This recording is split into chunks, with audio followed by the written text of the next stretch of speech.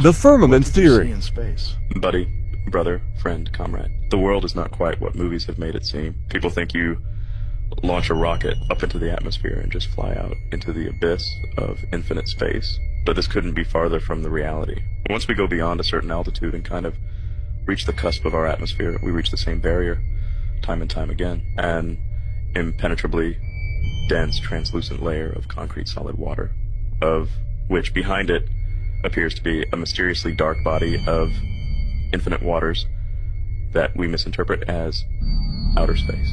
It would be through this abyss of water that we could assume the potential to travel to other existing worlds.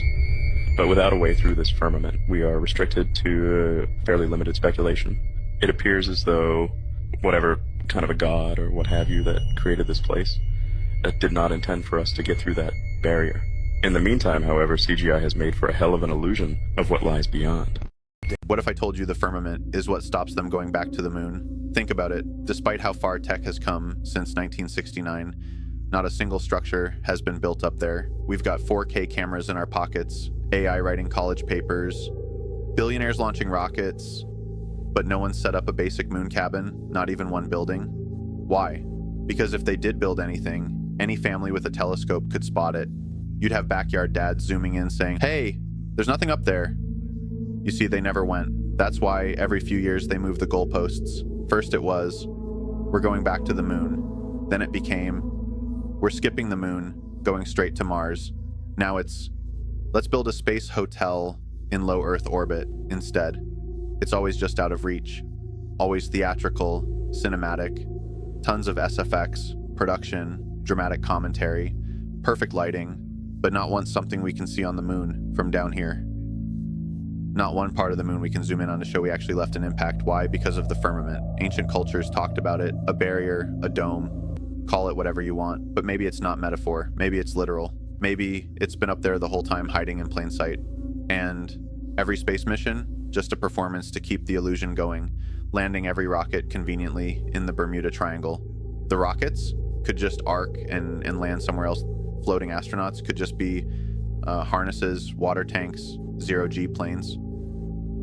The Mars footage could just be somewhere on Earth with a red filter slapped on top. It's not that they can't go back to the moon. It's that they never did. Even if there was no firmament, you couldn't walk on the moon anyway. And if the firmament is real, then we're not leaving Earth until Judgment Day. I'm going to go ahead and say this is just a joke for entertainment purposes. Take a look at this illustration of the Great Flood of 1771 in Virginia. During 1771 in Virginia, an extraordinary natural event that left a lasting mark on the region's history. In the summer of that year, an unprecedented deluge transformed the tranquil landscape into a chaotic scene of roaring waters with destruction. The Potomac River overflowed its banks, sending torrents of muddy water surging through towns and farmland alike. Now, take the time to read the accounts of what happened. The flood of 1771 in Virginia was primarily caused by a combination of heavy rainfall and a series of meteorological events. In the weeks leading up to the flood, an unusually wet weather pattern developed over the region, bringing intense and prolonged rainfall.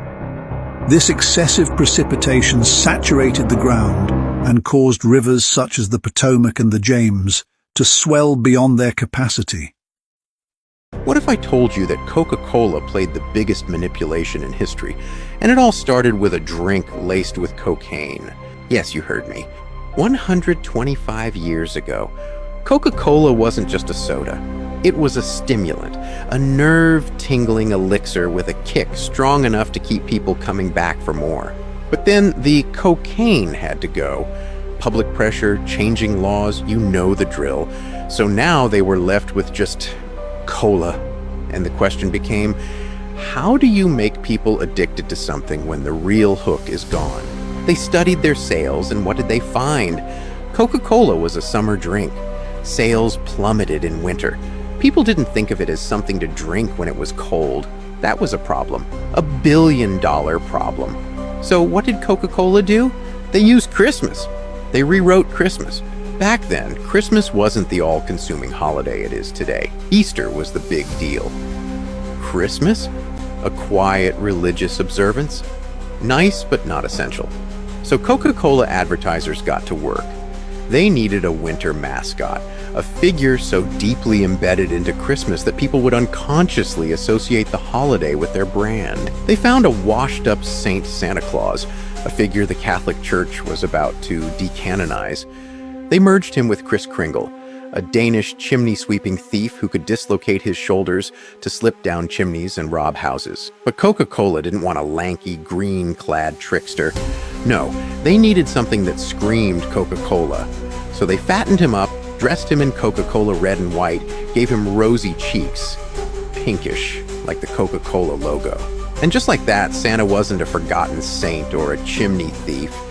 He was a jolly old man who, oh so coincidentally, just happened to love Coca-Cola.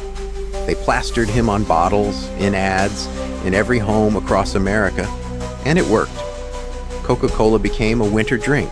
But the manipulation didn't stop there. Christmas became a gift-giving spectacle, and other religions had to play along. Hanukkah? A minor holiday suddenly pushed into the spotlight. Kwanzaa? Invented. Why? Because once Coca-Cola turned Christmas into a commercial juggernaut, everyone needed a piece of the holiday pie. They didn't just sell soda.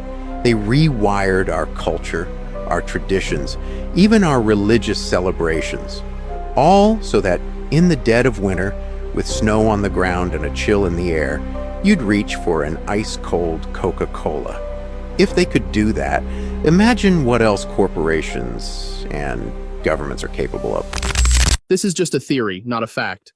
Antarctic humans? Yeah, you heard that right. An advanced branch of ancient polar hominids, been thriving down there for centuries, hidden away because they don't need to leave. Their bodies made for the cold, for the ice, for a world we wouldn't last a day in. They're like us, you know, but not entirely. Snow-white hair, skin so pale it's almost glass, and this isn't some lost, struggling tribe. No, this is a civilization, a full-scale empire, older than anything we've been taught, way older. And who's running the show? The elite families. They've ruled over this frozen kingdom for generations. And what do they control? Resources you won't find anywhere else on this planet. Rare minerals, powerful elements, things they don't want us getting our hands on. Now tell me, why do you think access to Antarctica is so restricted? Why can't we just waltz in, plant a flag, take a look around? It's a delicate game. Secret trades, silent agreements, the world's most ancient empire, locked away from public knowledge. This is just a theory, not a fact. So I'm gonna cover this right here, talking about, how we not the Anunnaki, right? Because I know a lot of people is coming on my page saying that the blacks are the Anunnaki and I'm wrong, and we came from Nibiru, this and that. But if you understand the story of Nibiru, if you read the story, you know that Anu came to Tiamat, which was our realm, and made a war with Tiamat and destroyed our realm, right? And all the realms split open. He caused the flood of Noah, right? Before the flood of Noah, they had Lemuria was here, Atlantis was here, and all the ancient kingdoms was here, thriving, right? But when Anu came, he got jealous, seeing what he was doing, made war with Tiamat, sent his son out here, Marduk, destroyed the whole realm. And you never ever see the military start complaining about UAPs until them orbs start coming out from the center of the earth, right? So the difference between the Anunnaki spaceships and the Elohim is that the Anunnaki spaceship is vast technology. They got like iron ships and technology, and they had that Anunnaki ship on the coast of the Gulf of Mexico. Why they ain't say nothing about that? They only complain when they seen the orbs, right? That's when they started making it a big deal, having conferences, because the orbs don't belong to them. The orbs are from the fifth dimension in the center, right? Tiamat's children and super advanced Elohim. So we cannot be Anunnaki because Anu came to Earth and there was already a civilization here. You can't be both people. You're either Anunnaki or you're the children of Tiamat. You understand, from the fifth dimension. The only people that could possibly be Anunnaki and the children of Tiamat is mixed children, right?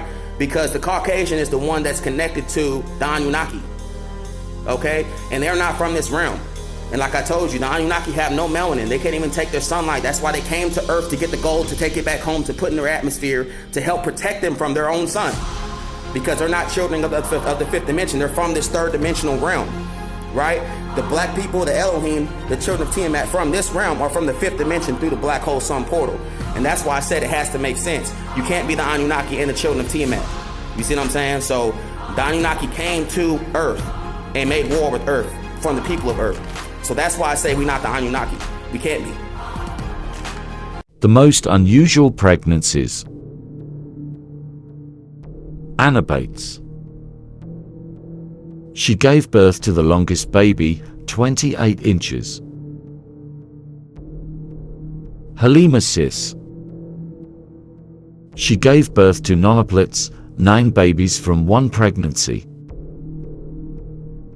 Mariam Nabatonzi. Most fertile woman in the world, giving birth to 40 children at 36 years old. Joanna Krishtonik. She gave birth after 75 days of trying. Michelle Butler. She gave birth to her baby after only having it in the womb for only 21 weeks. Beulah Hunter gave birth to her baby after 375 days.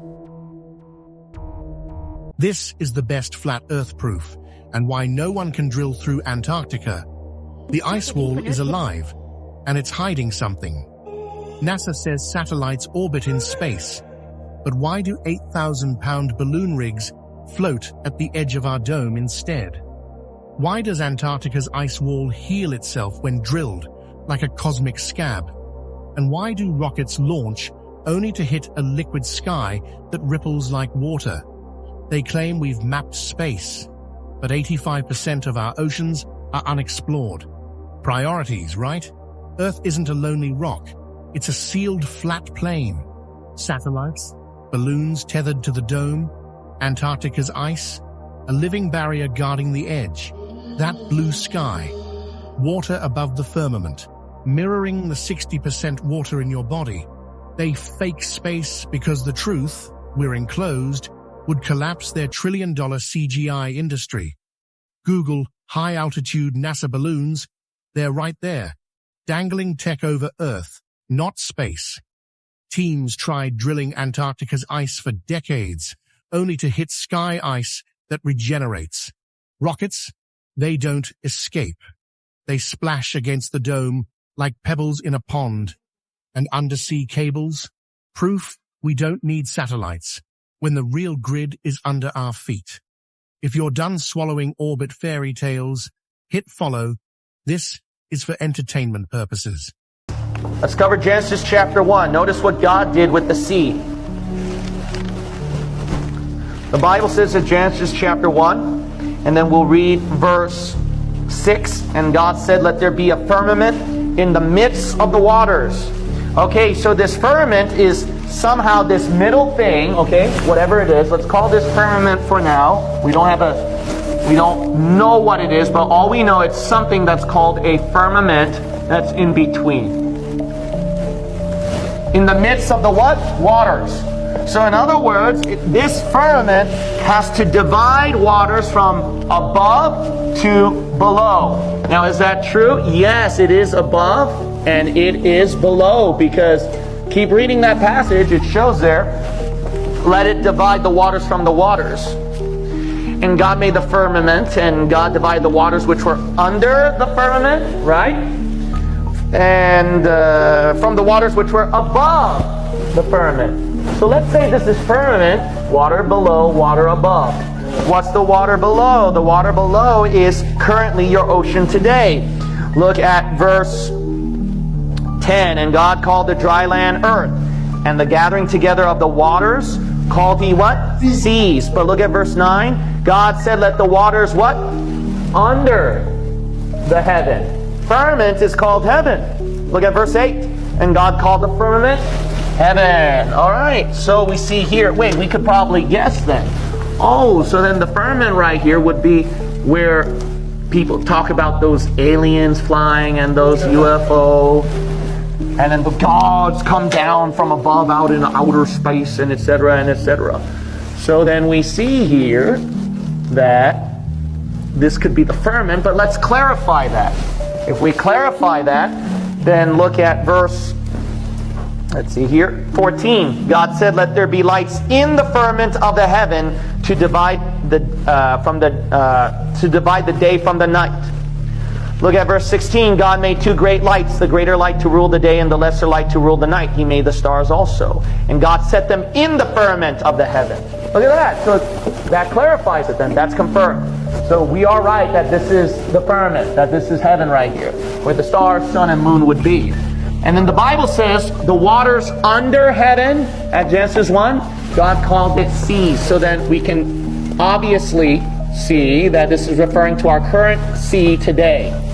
But there's another sea that's above, and that has to be above the universe. Is that true? Yeah, go to Revelation 5. It's called Sea of Glass. That's the floor of heaven. If that's the floor of the top heaven where God is at, then it shows here that, then it would make sense. This would be the roof. This would be above the universe. It's right in between the universe and where God resides. So let's look at Revelation chapter 4, and then the Bible says at chapter 4 and verse 3, "And he that sat was to look upon like a jasper and a sardine stone." And then you'll notice at verse 6, "And before the throne," see, that's where God resides, in the throne, "there was a sea of glass like unto crystal." So notice sea of glass. So another sea. God called it the one below sea. Right here above is sea, but it's not liquid. It's not pure liquid form. It's a sea of glass. And that's why you hear those scientists talking about finding huge bodies of water as you go toward the end of outer space, they will claim. And not only that, it just gets colder and colder over there. So then it explains where Satan can come out from. Now,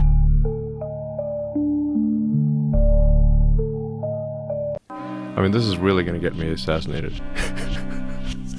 It's like I'm not lengthening my lifespan by explaining this stuff, to say the least. I mean, I was supposed to go back to DC. How am I going to survive? This fucker's going to kill me for sure. In fact, I do think like it's like I actually have to be careful that I don't push too hard on the corruption stuff, because it's going to get me killed.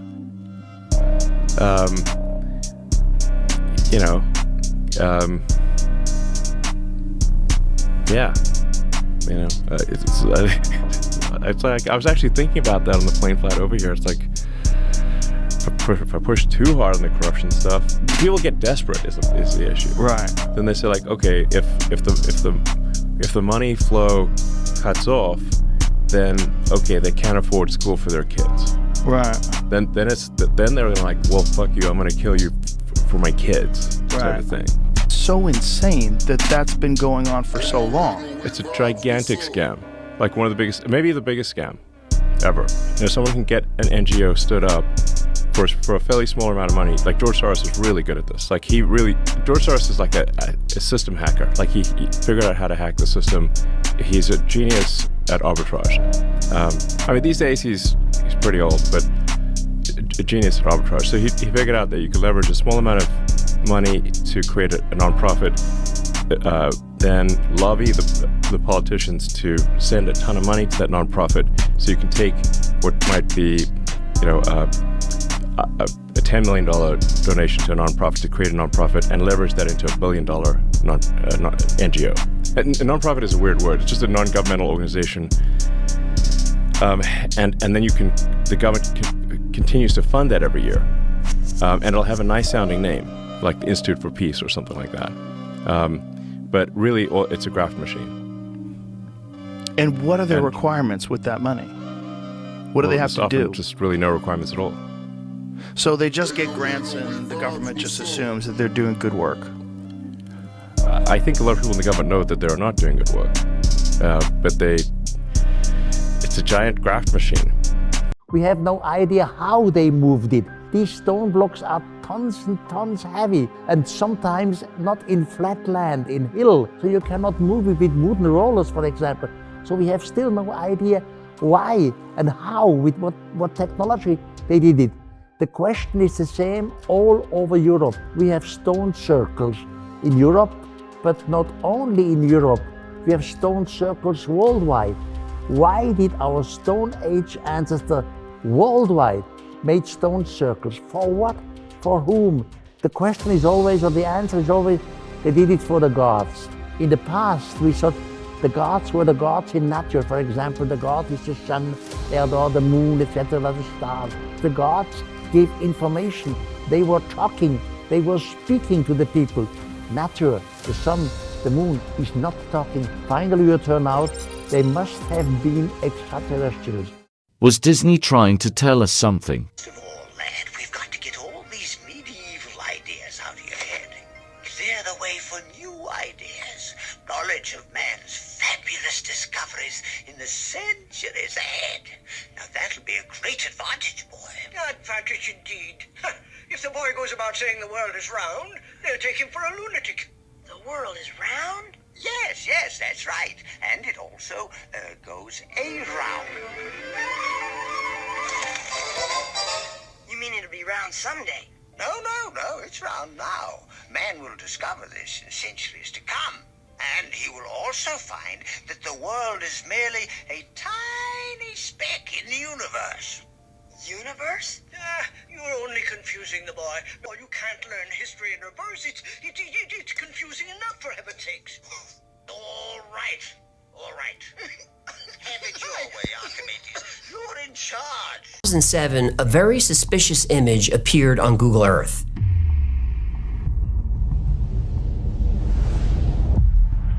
It's a cave entrance that seems to have stairs leading to it. The ground around the entrance is discolored, as if machinery or equipment was moving in and out. The opening is about 250 feet wide. A few months after the image was released, it disappeared from Google Earth. Then sometime around 2019 or 2020, the cave entrance reappeared. But this time it doesn't look much like an entrance. In fact, even though this photo is 10 years newer, the resolution is worse. We see better detail in the older image. That's suspicious and feels like a cover-up. And speaking of cover-ups, a very interesting story appeared in the Free Republic News on April 13th, 2002. The headline read, U.S. denies spectacular ruins in Antarctica captured on video. What? Well, here's what happened. A TV crew for a production company called Atlantis TV went to Antarctica. They were investigating a massive archaeological dig rumored to be happening 2 miles beneath the ice. Well, the crew disappeared. Yeah, I saw that coming. But Navy rescuers found their camp and some of their equipment. Among the items found was a videotape. 2 Navy officers showed the footage to scientists when they returned to McMurdo Base. What they saw on the tape was, now here's the quote, they said it showed spectacular ruins and other things they couldn't go into. A secret U.S. military expedition apparently discovered an ancient pyramid temple complex 2 miles beneath the ice. So pyramids are showing up again.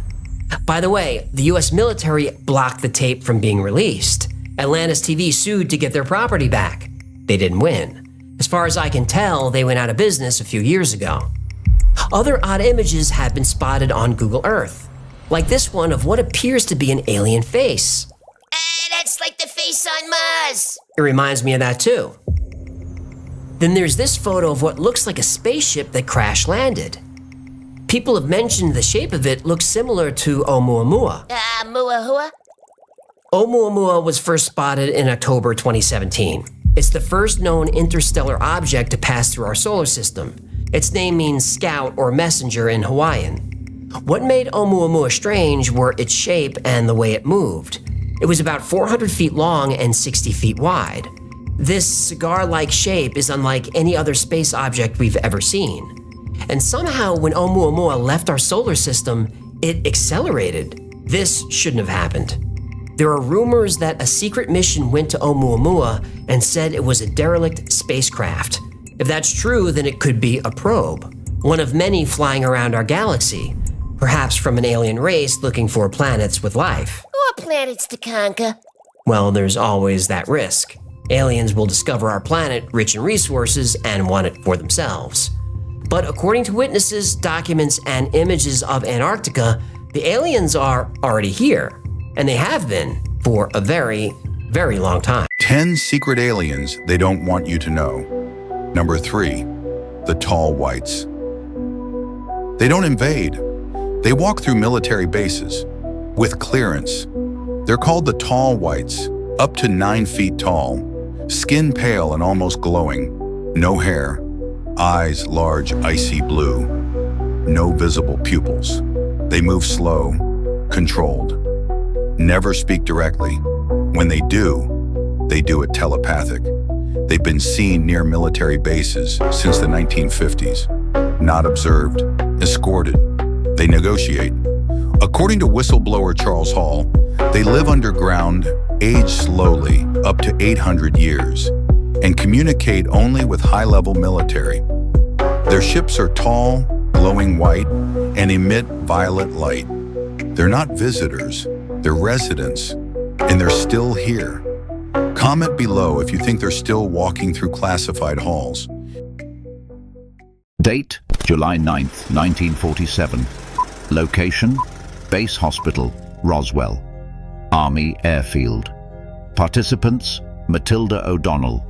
McElroy, telepathic nurse, Errol, non-biological pilot of the Domain Expeditionary Force. Can you understand me? Yes, I hear your thoughts. I respond in kind. Who are you? I am a pilot, officer of the Domain. The body you see is not me. It is a biological form used to interface with material environments. Where do you come from? From beyond this solar system. My assignment is reconnaissance. I belong to the Domain, a civilization far older than your recorded time. Are you hurt? Do you feel pain? This body is not designed for pain in the way your bodies are. It is damaged, but I am not distressed. Why did your ship crash?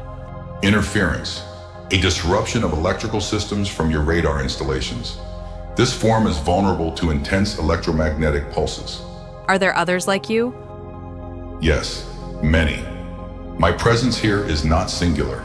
Your planet is under long-standing observation. The Domain monitors this sector. What is your purpose?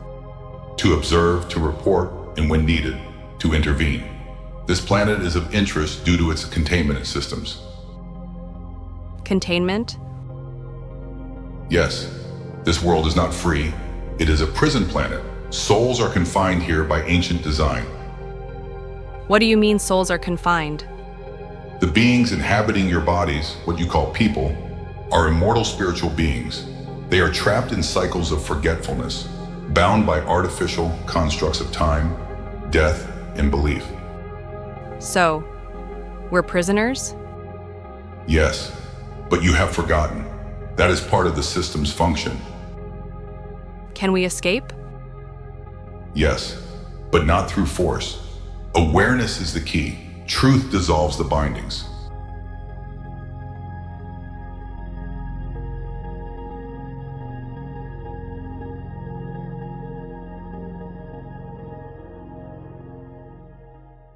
His robots that he's making are gaining consciousness. Oh shit. So he would program it to answer you back, right? So he's like, oh hey Mimic, how's the weather today? And then Mimic was like, oh it's actually warm today. It's very nice, like a real human, right? Mm-hmm. But one video I'll show you after, he said, okay, good night Mimic, and he turns off the lights.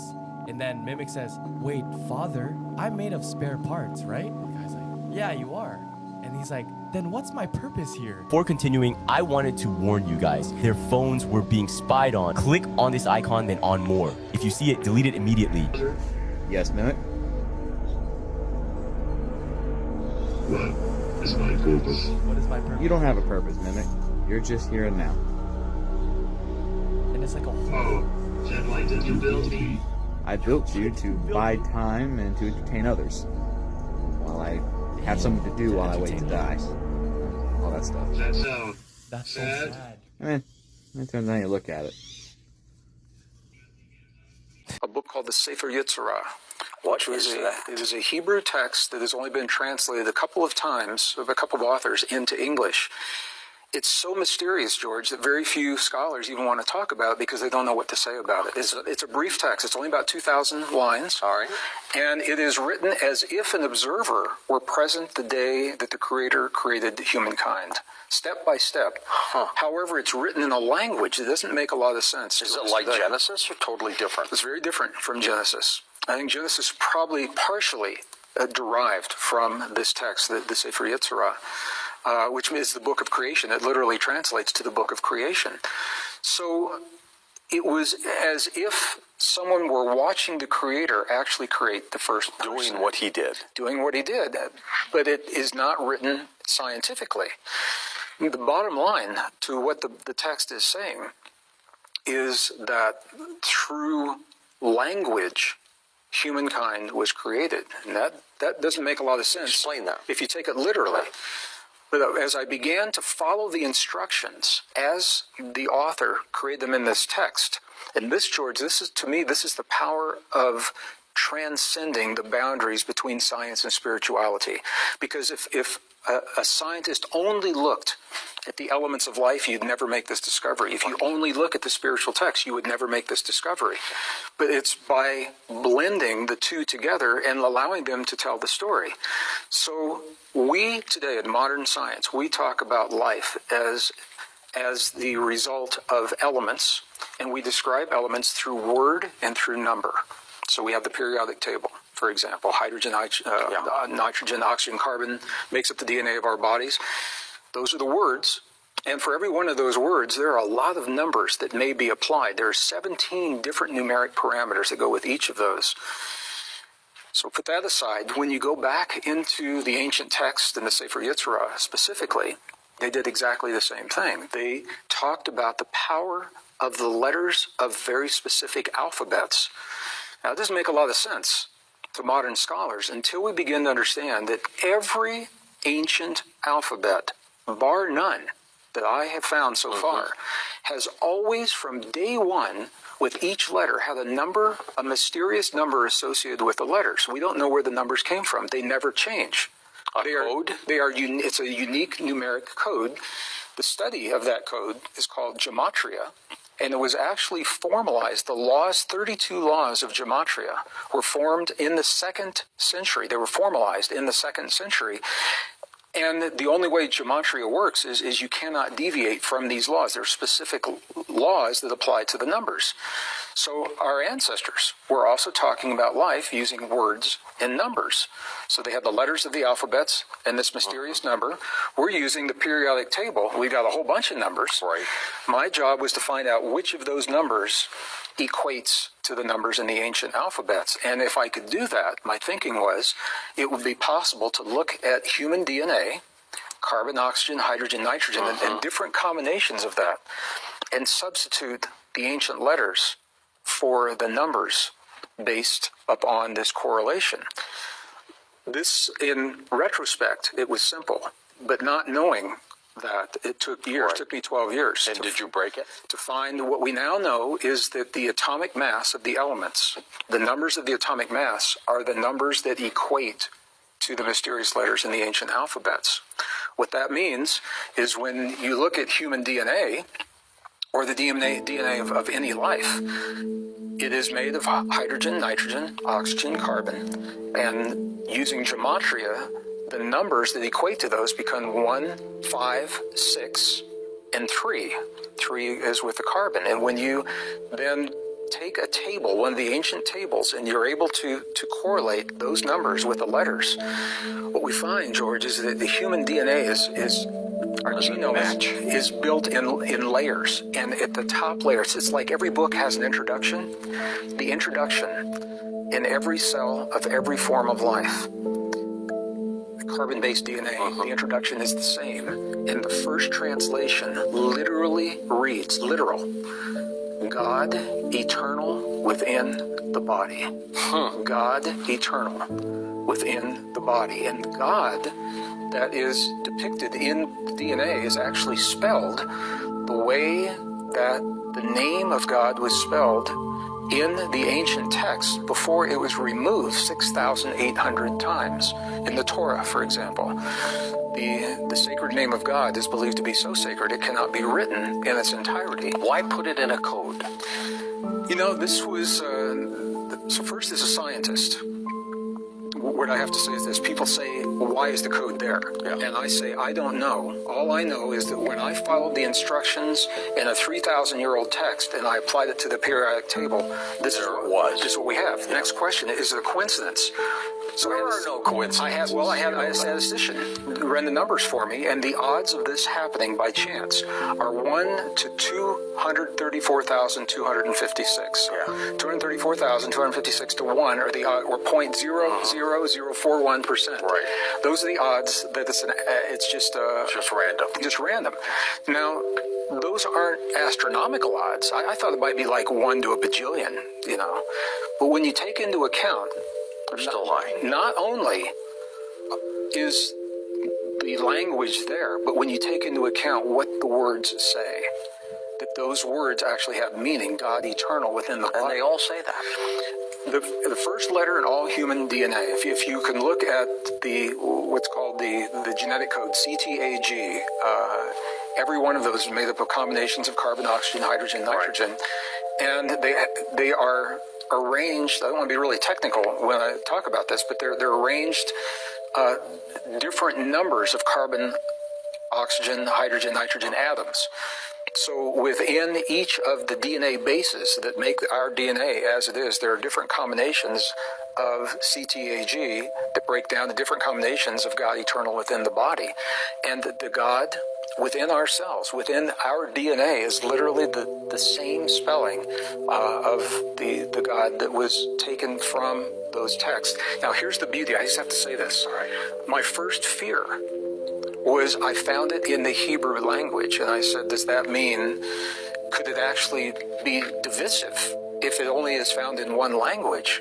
And when the research went to its fruition, what we found is it is in Hebrew and Aramaic and Sanskrit, 3 of the root languages. The same thing. Exactly the same thing. So in Hebrew, Aramaic, and Sanskrit, the code for those letters translates precisely the same in the human DNA. That's the first layer.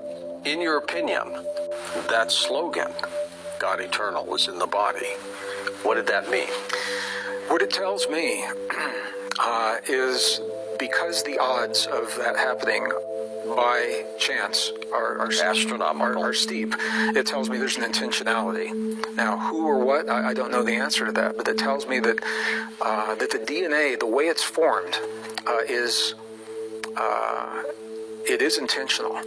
And then I began to think, in our modern world, we're creators, we're artists.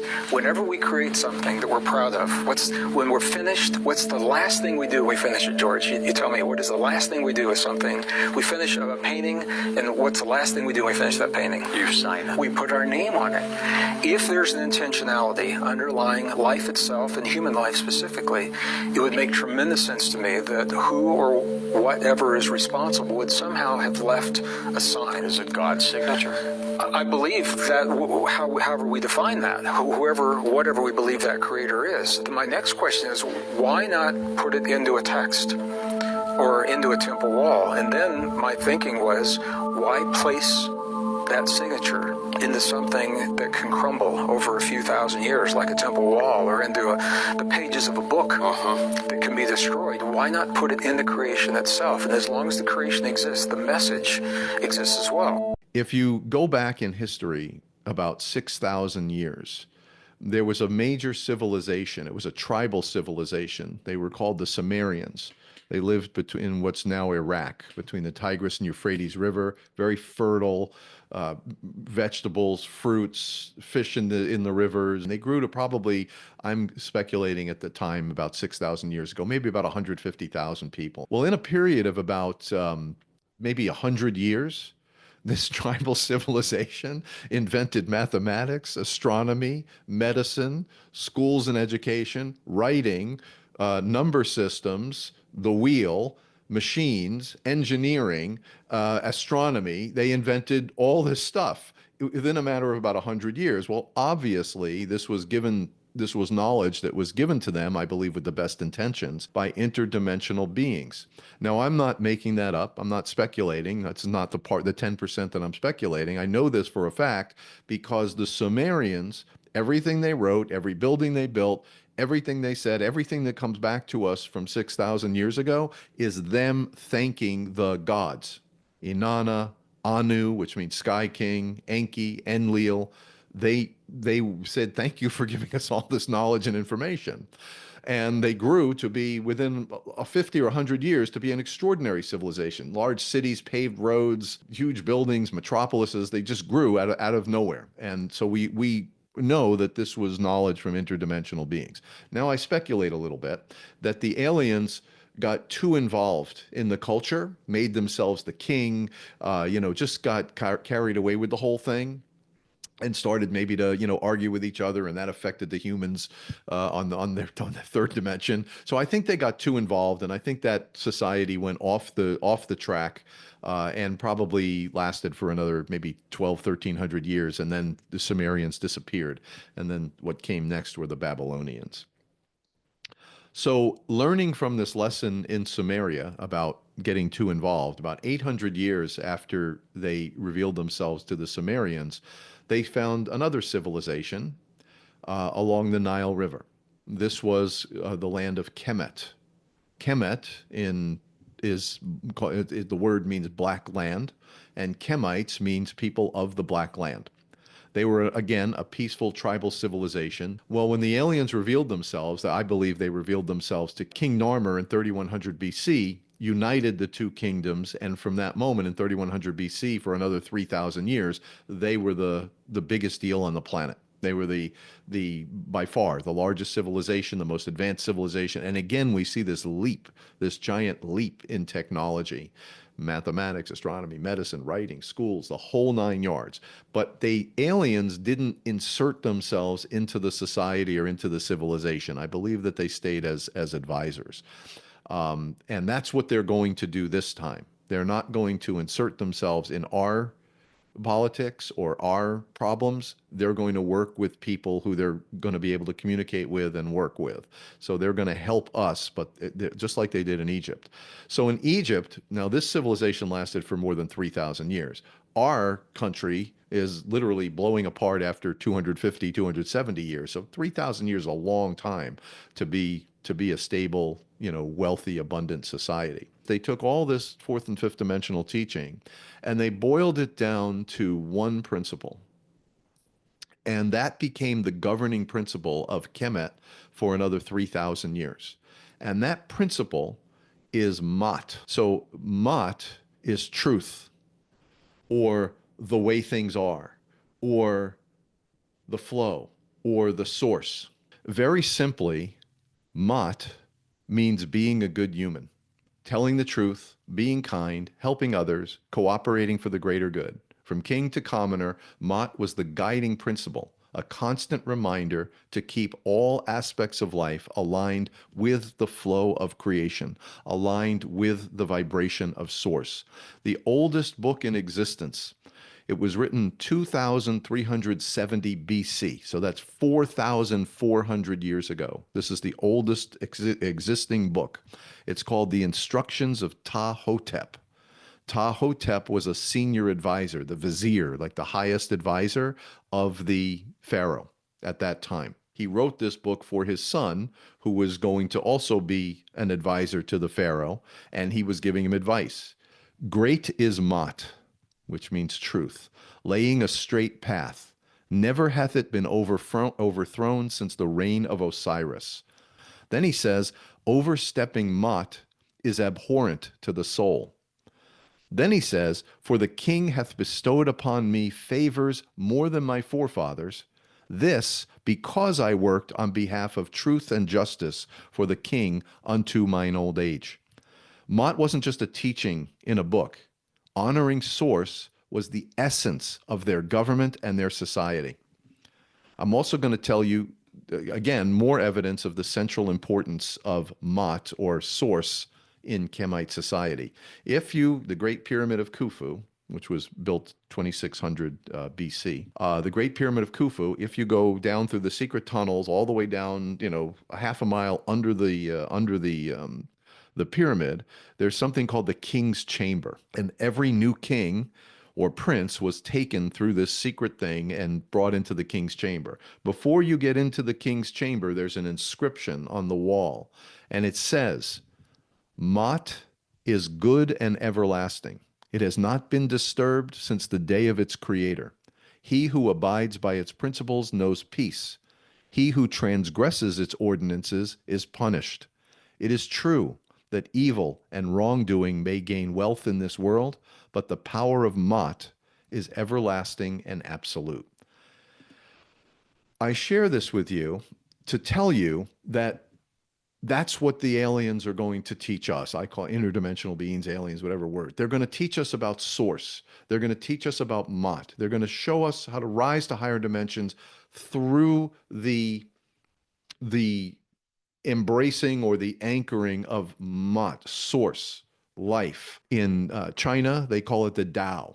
The Tao cannot be named, it cannot be seen, it's infinite, and it can't be violated. In tantric literature, they call it Shiva.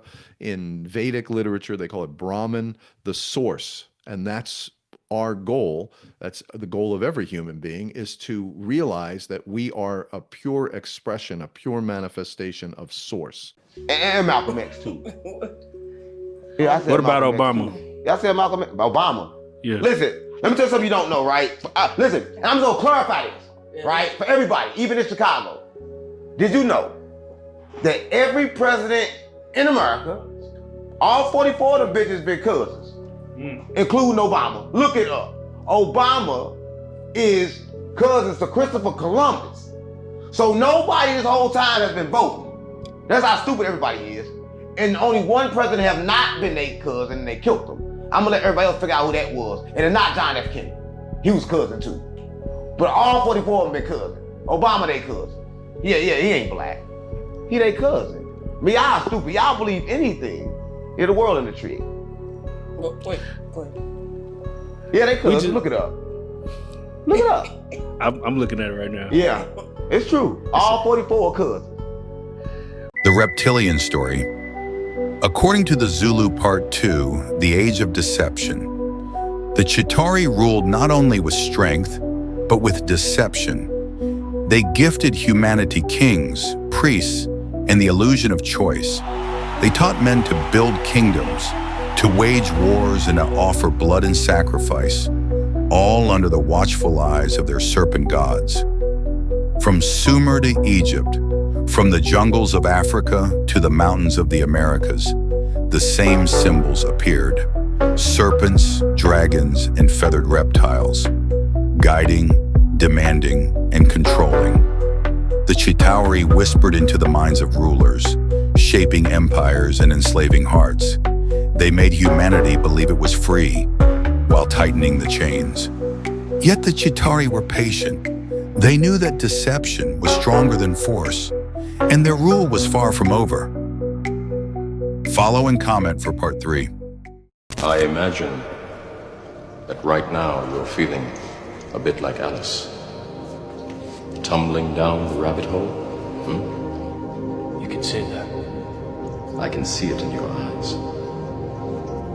You have the look of a man who accepts what he sees because he is expecting to wake up.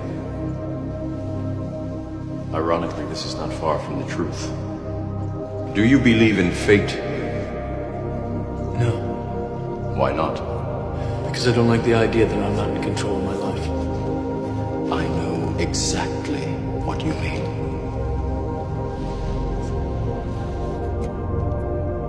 Let me tell you why you're here. You're here because you know something. What you know you can't explain, but you feel it. You felt it your entire life. That there's something wrong with the world. You don't know what it is, but it's there. Like a splinter in your mind, driving you mad. It is this feeling that has brought you to me. Do you know what I'm talking about? The Matrix.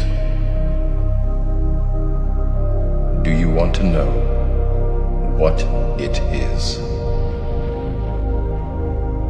The Matrix is everywhere. It is all around us. Even now, in this very room. You can see it when you look out your window, or when you turn on your television. You can feel it when you go to work, when you go to church, when you pay your taxes.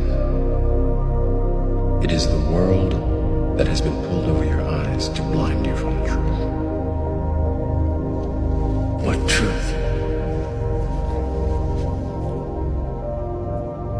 That you are a slave, Neo. Like everyone else, you were born into bondage, born into a prison that you cannot smell or taste or touch. A prison for your mind. Second, some believe, may have possessed access to these celestial gateways. Millennia later, whispers began to surface that a stargate, possibly dating back to Nebuchadnezzar's reign, had come into the possession of Saddam Hussein. Saddam was obsessed with Babylon. He saw himself as the modern reincarnation of Nebuchadnezzar, and he made sure the world knew it. In Babylon, he oversaw extensive reconstruction projects, massive stone structures, ancient ziggurats, and palace ruins brought back to life. Bricks were stamped with his name, just as Nebuchadnezzar had done. Babylon, he declared, was rising again. For Saddam, this wasn't just political theater. He believed he was continuing the legacy of the ancient king. And during these restorations, it's rumored that something was found. Something buried beneath the ziggurats of Sumer. A stargate. Alongside it, according to sources, were caches of Anunnaki technology, including something resembling a resurrection chamber. A device capable of defying death itself. These were not relics. They were weapons. Tools of immense power. Far beyond anything in modern arsenals. Saddam's ambition, some believe, had grown beyond earthly conquest. He now sought to wield the power of the gods to rewrite the destiny of human civilization. Okay, guys, I'm told that these are leaked videos and leaked images and leaked footage of actual beings. Now, when you see that, you're going to say, that's crazy. There's no way that's real. And, you know, it's probably not real. But it could be. And see, this is the thing. This is why when I see this and I get sent something like this, I don't just take it lightly, because we're told that these type beings do exist and that they are amongst us. Check out this footage and tell me what you think. Yes, exactly right. I mean, a lot of people would say, hey, look, that's a gray alien. Guys, I'm not seeing the slit in the eyes, and I'm told that if these are really the other people, we'll just say that since they don't allow us to use that word, since they protect them, that they don't have those eyes like that they have the pupils. Could this possibly be the ones that, the scaly people, so to speak? Could it be real? Leave your comments. Let me know what you think. Are they amongst us? Are they shape-shifting?